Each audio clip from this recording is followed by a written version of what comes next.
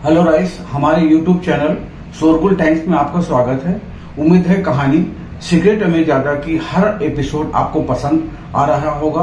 अगर आपने हमारे चैनल को अभी तक सब्सक्राइब नहीं किया है तो प्लीज इस चैनल को सब्सक्राइब करते हुए वीडियो को लाइक और कमेंट जरूर करें। चलिए अब चलते हैं कहानी के एपिसोड 8 की ओर। हर्ष की बात सुनकर सौर और शगुन की आंखों में एक चमक थी कि अब सनाया को सबके सामने बेइज्जत होना पड़ेगा। वहीं दूसरी तरफ सनाया भी काफी टेंशन में नजर आ रही थी।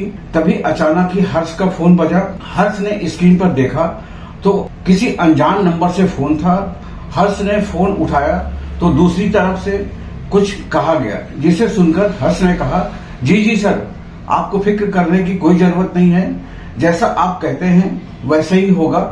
थैंक्स। इतना कहकर हर्ष ने फोन रख दिया। उसने माइक संभाला और आगे बोला, माफी चाहूंगा, एक जरूरी फोन था। खैर, मैं गिल कंस्ट्रक्शन के बारे में बात कर रहा था। फोन पर इस तरह की डील करने के बारे में सोचकर मुझे गुस्सा आया, मगर अभी कहानी में ट्विस्ट है। जैसा कि आप लोगों को पता है कि इस प्रोजेक्ट के लिए हमारी कंपनी ने ऑनलाइन प्रेजेंटेशन मंगवाए थे। हमने सभी के प्रेजेंटेशन को देखा और उसमें गिल कंस्ट्रक्शन की तरफ से जो प्रेजेंटेशन भेजा गया था उसे देखकर मैं बहुत खुश हुआ।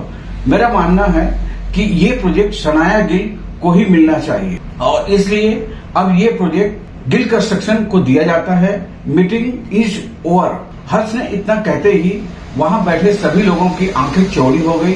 खुद सनाया हर्ष को एकटक देखे जा रही थी, जैसे अभी अभी जो कुछ हुआ उस पर सनाया को यकीन नहीं हो रहा था। हर्ष के इस तरह अचानक यू टर्न लेने से यहाँ सौर्य और शगुन के आश्चर्य का ठिकाना नहीं था, लेकिन साथ ही गुस्से में उनका चेहरा लाल होने लगा था।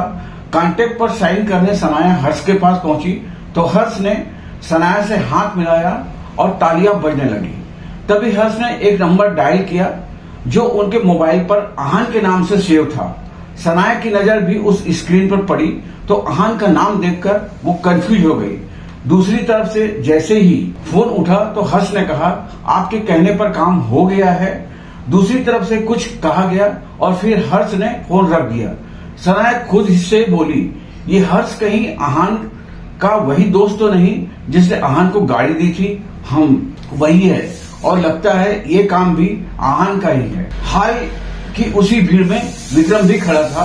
तभी उसके मोबाइल पर आहान का फोन आया। फोन उठाते ही विक्रम ने कहा, काम हो गया यंग मास्टर। आपके कहने पर हर्ष ने ये प्रोजेक्ट सनाया को दे दिया है। दूसरी तरफ से आहान ने कहा, उन्हें मेरी तरफ से एक अच्छा सा गिफ्ट भेजकर थैंक्स बोलिएगा। इतना कहकर आहान ने फोन रख दिया और जल्द ही सनाया भी अब वहां से निकल आई। इधर आनंद गिल अपने सामने टीवी पर बिजनेस न्यूज देख रहे थे, जिसमें ये खबर चल रही थी कि मशहूर रोजवुड स्प्रिंग के प्रोजेक्ट को गिल कंस्ट्रक्शन ने हासिल किया है। इस डील के बाद अब गिल कंस्ट्रक्शन के शेयर में भारी उछाल।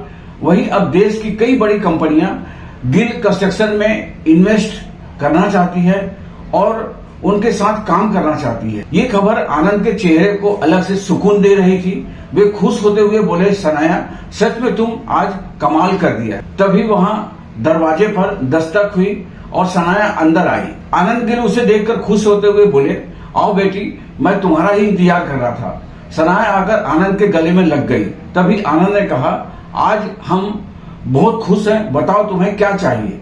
जवाब में सनाया ने कहा, दादाजी, मेरे पापा की इंजीनियर्स की टीम मुझे लौटा दीजिए। अब तक सौर्य और शगुन भी वहां आ चुके थे। दोनों के चेहरे लटके हुए थे। तभी आनंद गिल ने कहा, ठीक है सनाया, मैं तुम्हें वो टीम वापस करता हूँ और साथ में शहर के बाहर बनी अपनी 6 मंजिला इमारत भी तुम्हें इनाम में देता हूँ। तभी आनंद ने सौर्य और शगुन से कहा, लेकिन तुम दोनों के चेहरे क्यों लटके हुए हैं? सनाया ने इतनी बड़ी डील हासिल की है, तुम्हें खुश होना चाहिए। अब तक वहां सौर्य के पिता नीरज भी आ चुके थे। तभी सौर्य ने कहा, इंजीनियर्स की टीम सनाया को वापस नहीं मिलनी चाहिए, मैं ऐसा नहीं होने दूंगा। और सनाया, इस डील को हासिल करने के लिए तुम हर्ष मेहरा के साथ सोई हो ना? सौर्य की बात सुनकर सभी का चेहरा देखने लगे। आनंद गिल को ये सब बर्दाश्त नहीं हुआ। फिर वे गुस्से में बोले, तुम सब किसी काम के नहीं हो, खुद से तो कुछ हुआ नहीं, और जब सनाया ने ये डील हासिल कर ली है तो उस पर कीचड़ उछाल रहे हो। और इंजीनियर्स की टीम मैंने सनाया को वापस कर दी है, जिसको भी प्रॉब्लम हो वो कंपनी छोड़ सकता है। इतना कहकर आनंदगिरी वहां से चले गए। सनाया भी जल्दी बाहर आ गई और कार से घर की तरफ निकलने लगी। आनंद के बारे में सोचकर सनाया के दिल में एक हलचल सी हो रही थी और दर्द भी उठ रहा था। क्या आनंद सच में मेरी इतनी केयर करता है? मैं जो भी कहती हूँ सुन लेता है, जो भी करती हूँ सह लेता है, और वो भी कोई शिकायत किए बिना। सच में पापा सही कहते थे, आनंद एक परफेक्ट हस्बैंड है। लेकिन ये समझने में मुझे पूरे 3 साल लग गए। सनाया के दिल में कई सारे जज्बात उमड़ रहे थे। वो बस आनंद के बारे में सोचे जा रही थी। फिर सनाया ने मन ही मन में कहा, आनंद, पता नहीं क्यों लेकिन मैं शादी निभाने की हर मुमकिन कोशिश करना चाहती हूँ। अब से हर बार यही कोशिश करूंगी कि तुम खुश रहो। तुमने मेरे लिए इतना किया है जितना मुझे याद भी नहीं। आज एकदम से सनाया को आनंद के लिए लगाव महसूस हो रहा था। यही सब सोचते हुए वो घर की तरफ बढ़ी चली जा रही थी। इधर आनंद पहले ही घर पर आ चुका था। वो घर पर अकेला ही था। आनंद ने फोन पर विक्रम से एक बाइक का इंतजाम करने को कहा, क्योंकि अब सनाया को वही पसंद थी। ये सुनकर विक्रम हैरानी में था। दुनिया भर की बड़ी बड़ी कार्स लाने का कह देते, मगर यंग मास्टर तो पहले वाली सस्ती बाइक मांग रहे हैं। मैं इन्हें कभी समझ नहीं पाऊंगा। विक्रम ने अपने आप से ही कहा। सनाया को याद था कि आज उसकी शादी की सालगिरह है। याद तो आनंद को भी था, मगर दोनों एक दूसरे को सरप्राइज देना चाहते थे। इधर आनंद घर में सनाया के लिए उसकी पसंद की चीजें बना रहा था, तो वहीं सनाया ने अपनी गाड़ी एक बड़े माल के सामने लाकर रोक दी। आज वो सिर्फ आनंद के लिए कुछ खरीदना चाहती थी ताकि उसे गिफ्ट दे सके और उसे थैंक्स बोल सके। कुछ सोचकर सनाया ने अपना मोबाइल निकाला और आनंद को एक मैसेज किया, ऑफिस के काम से मुझे थोड़ा लेट हो जाएगा। दूसरी तरफ से आनंद का मैसेज आया, इट्स ओके, मैं आपका वेट करूंगा। आनंद के चेहरे पर एक स्माइल आ गई और वो फिर से अपने काम में लग गया। कुछ घंटों बाद रात होने की आई थी, मगर सनाया अभी तक नहीं आई थी। आनंद ने उसका नंबर लगाया तो वो भी नहीं लग रहा था। तभी डोरबेल बजी और आनंद तेजी से दरवाजे की तरफ बढ़ा। आनंद को लग रहा था कि शायद सनाया को आज का दिन याद नहीं है, मगर वो जानता था कि पहले भी उन्होंने इस दिन को सेलिब्रेट नहीं किया था, इसलिए इस दिन को भूल जाना कोई बड़ी बात नहीं थी। आनंद ने जैसे ही दरवाजा खोला तो सामने सनाया खड़ी थी, जिसे देखकर आनंद का चेहरा खिल उठा। वो उसके हाथ में मौजूद बैग को संभालते हुए बोला, लाइए मैं इसे रख देता हूँ। सनाया अंदर की तरफ बढ़ गई। आनंद अंदर आया और सोफे पर बैठते हुए बोला, कैसा रहा आज का दिन? जवाब में सनाया भी उसके सामने वाले सोफे पर बैठकर बोली, बहुत अच्छा। कहते हुए सनाया आनंद के चेहरे को देखकर यह जानने की कोशिश करने लगी कि उसे कुछ याद भी है या नहीं। तभी सनाया ने कहा, वैसे आज कुछ है शायद। आनंद ने सवालिया नजरों से सनाया की तरफ देखा तो सनाया ने बैग से एक छोटा सा गिफ्ट बॉक्स निकालते हुए कहा, और इसलिए मैं आपके लिए ये गिफ्ट लेकर आई हूँ। आनंद ने जल्दी से उसे अपने हाथ में लेते हुए कहा, ओह, तो आपको याद था कि आज हमारी मैरिज एनिवर्सरी है। कहते हुए आनंद ने बॉक्स खोल दिया जिसमें एक घड़ी रखी हुई थी। सनाया ने उसे आनंद के हाथ में पहनाते हुए कहा, ये घड़ी हमेशा अपने इस टाइम को याद दिलाती रहेगी, इस विश्वास और भरोसे को हमेशा जिंदा रखेगी। इस पर आनंद ने कहा, हाँ, लेकिन आपको देने के लिए मेरे पास ज्यादा कुछ नहीं है। हाँ, इस खुशी में मैंने आज आपके पसंद का खाना बनाया है। सनाया ने मुस्कुराते हुए कहा, और इससे ज्यादा मुझे कुछ चाहिए भी नहीं।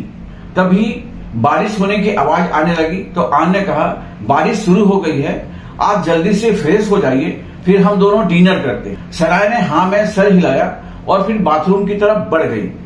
आनंद उस घड़ी को बार बार देख रहा था कि तभी डोरबेल बजने की आवाज आई।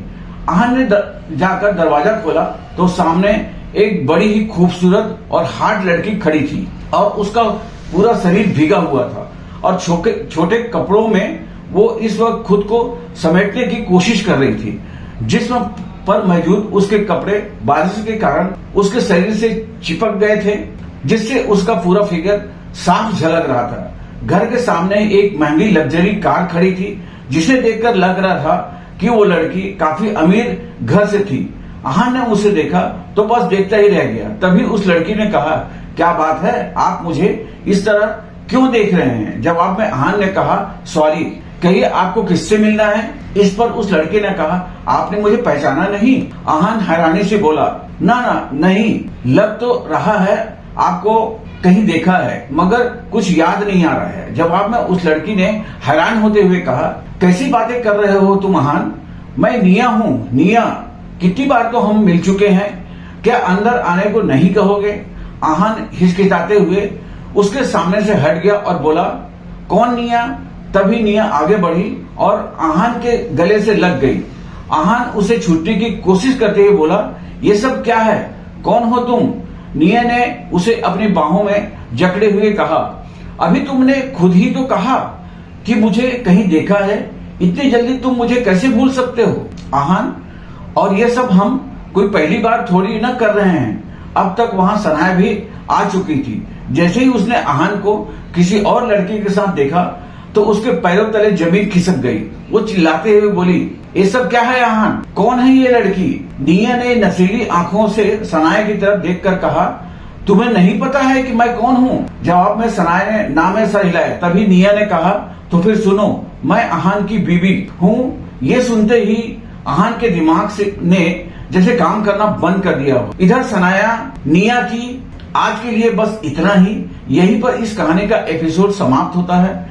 कल फिर मिलेंगे अपने नए एपिसोड के साथ। उम्मीद है कहानी सीक्रेट अमीरजादा आपको पसंद आ रही होगी। हमारे चैनल शोरगुल टाइम्स से जुड़ने के लिए चैनल को अभी सब्सक्राइब करें, ताकि हर एक एपिसोड का भरपूर आनंद उठा सकें। इसके साथ ही इस कहानी को लाइक करने के साथ कमेंट जरूर करें। प्लीज अपना ध्यान भी खूब रखें। नमस्कार, धन्यवाद।